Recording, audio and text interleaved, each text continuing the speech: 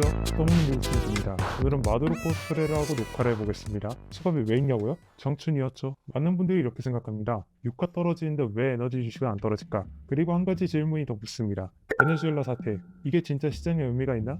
오늘 영상에서는 정치적 옳고 그름을 전부 빼고 이 사건이 왜 미중 대립이고 왜 에너지 패권이고 왜 특정 기업으로 돈이 몰릴 수밖에 없는지 차분하게 보겠습니다. 너증시 이번 마두로 체포는 단순한 독재자 축출 사건이 아닙니다. 이건 미국과 중국의 패권 충돌 속에서 계속 이어져 온 흐름의 일부입니다. 최근 몇 년간을 보면 공통점이 있습니다.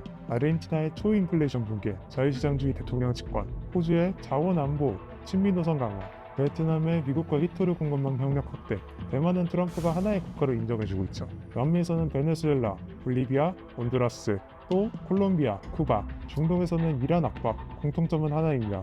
중국과 가까웠던 정권이 흔들리고 미국과 가까운 정권이 살아남고 있다는 점입니다. 그래서 이 이슈는 남미 뉴스가 아니라 글로벌 자본 흐름 뉴스입니다. 현재 기준으로 보면 중국과 밀착된 에너지 축은 이란, 일부 아프리카, 러시아 라인입니다. 문제는 이 축이 금융제재, 기술제재, 물류제재 이 세 가지에 동시에 노출돼 있다는 점입니다. 미국은 전쟁보다 에너지 공급망을 재편하는 방식을 선택하고 있습니다. 베네수엘라는 그 핵심 고리 중 하나였습니다. 베네수엘라는 세계 최대 수준의 원유 매장량을 가지고 있습니다. 그런데 산유량은 전성기 하루 300만 배럴에서 현재 100만 배럴 이하입니다.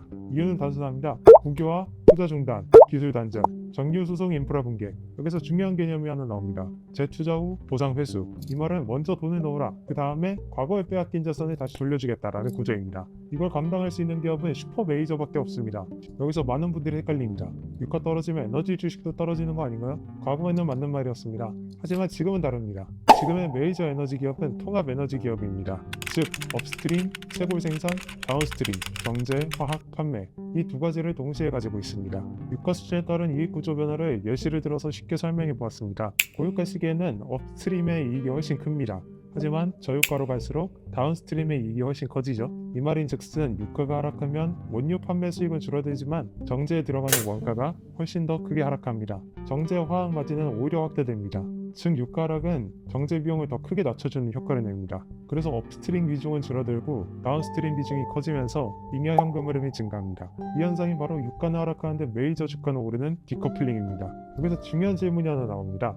모든 에너지 기업이 이 구조의 수혜를 똑같이 받을까? 아닙니다. 이 구조에서 유리한 기업은 명확한 조건을 갖고 있습니다. 다운스트림 비중이 클 것, 중진류 정제 능력이 있을 것, 경제 인프라가 미국 서방에 있을 것, 유가와 무관하게 현금 흐름이 유지될 것, 정권 변화 시 계약 구조를 유리하게 가져갈 수 있을 것.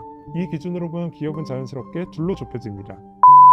바로 여러분들이 아는 엑소모빌과 쉐브론입니다. 이제부터는 같은 기준으로 이 두 기업을 보겠습니다. 쉐브론부터 보겠습니다. 쉐브론은 이미 베네수엘라에 남아있던 기업입니다. 제한적 라이선스하에 생산을 유지했습니다. 장점은 분명합니다. 정권 변화 시 단기간에 생산 회복 가능합니다. 숫자가 빠르게 나옵니다. 그래서 지금 구간에서 주가 반응이 빠릅니다. 하지만 구조적 한계도 있습니다. 불리한 합작 구조, 과거 부실 자산 정리 부담, 기존 계약을 다시 쓰기가 어렵습니다. 즉 쉐브론은 지금의 디커플링 구조를 빠르게 반영하는 기업입니다. 이제 엑선모빌입니다. 엑선모빌은 베네수엘라에 못 들어간 기업이 아닙니다. 가장 크게 당한 기업입니다. 국유화 피해, 국제 중재 청구, 베네수엘라 정부와 정면 충돌. 그래서 지금 엑소모빌은 기존 계약 없음, 보상 청구권 보유, 협상 구조를 처음부터 다시 쓸 수 있습니다. 엑소모빌은 말할 수 있습니다. 이 망가진 산업을 우리가 살려줄 수 있다면 지분, 세금, 중재 조항을 처음부터 다시 쓰자라고요. 엑소모빌은 베네수엘라 바로 가이아나에서 이미 성공했습니다.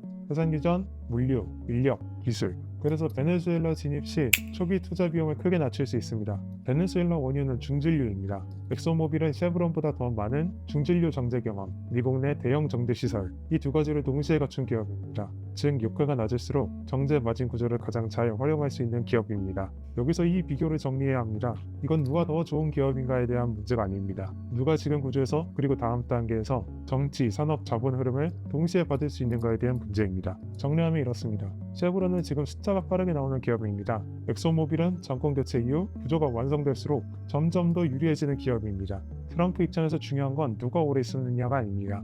누가 미국의 입장에서 정치적 명분이 가장 깔끔하냐입니다. 엑슨모빌은 독재 정권과 협력하지 않았고 국유화의 정면으로 맞섰으며 미국 기업 자산을 빼앗긴 피해자 포지션에 있습니다. 트럼프 입장에서는 매우 쓰기 좋은 명분입니다.